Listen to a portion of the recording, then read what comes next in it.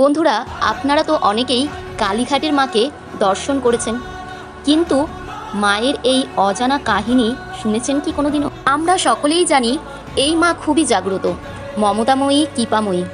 মা তার ভক্তের কাছ থেকে কখন কি চেয়ে নেবেন তা একমাত্র করুণাময়ী মাই জানেন।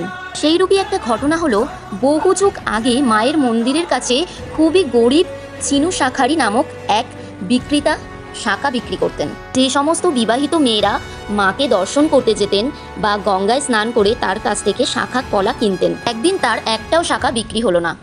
তাই সে খুবই চিন্তায় পড়ে গেলেন, বাড়িতে তার ছেলেমেয়েরা যে কি খাবে।